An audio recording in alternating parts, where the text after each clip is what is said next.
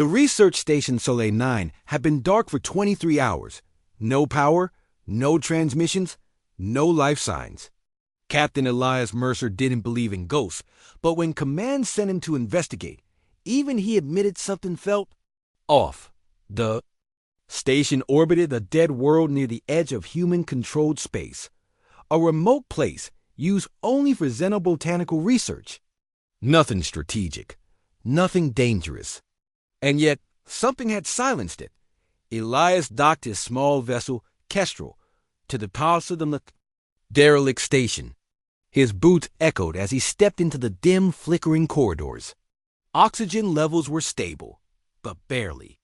Lights blinked like dying stars. He moved cautiously, rifle ready, room by room. He cleared the facility, bloodless, silent, desolate. Not even the scent of decay.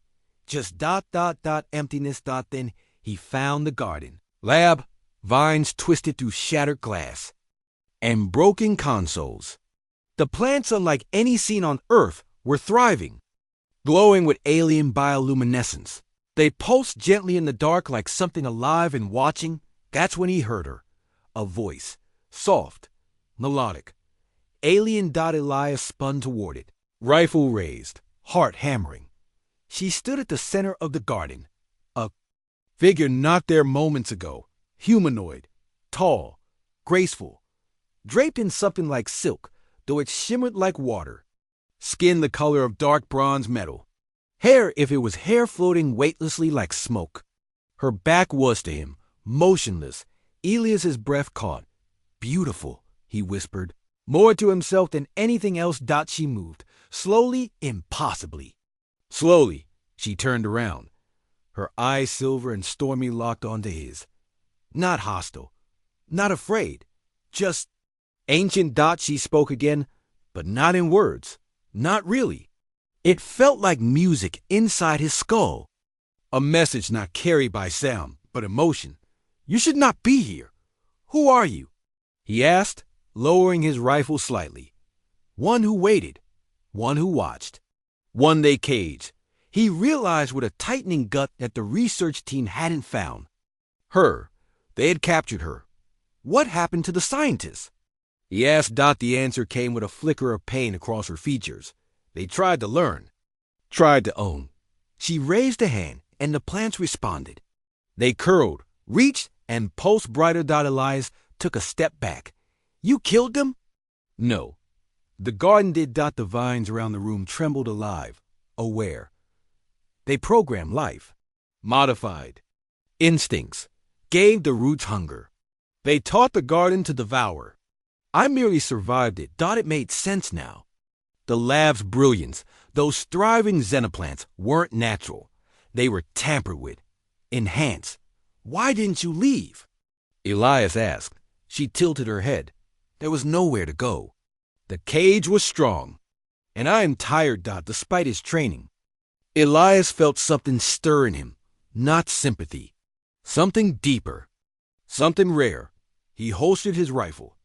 I can take you away. Her expression didn't change, but the air around her seemed to shift like the room itself inhaled. Why would a human show mercy? Elias almost smiled, because not all of us come to conquer, silence. Then she stepped forward, slowly, with grace that felt like dancing. She extended a hand.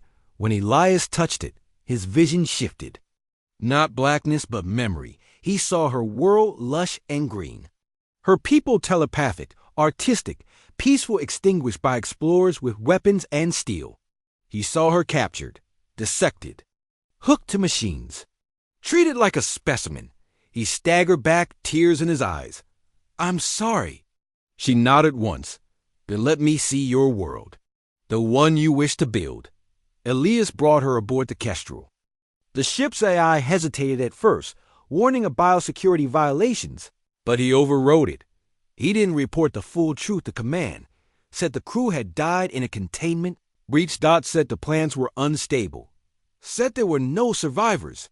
He didn't mention the alien woman now standing silently beside him, watching the stars pass. Weeks later, Earth orbit humanity met her in secrecy.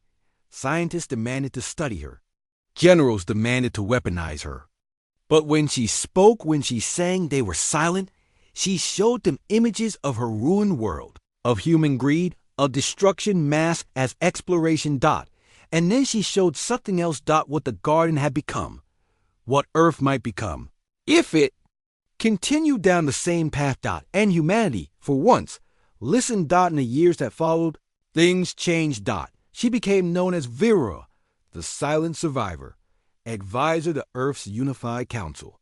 A bridge between species, a symbol of what humanity could be if it chose empathy over power.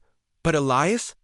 He stayed aboard the Kestrel, always flying the edges of known space. Sometimes, people asked him about that first moment in the garden, about why he spared her. He always answered the same way. I didn't spare her. I just looked at her and whispered, beautiful.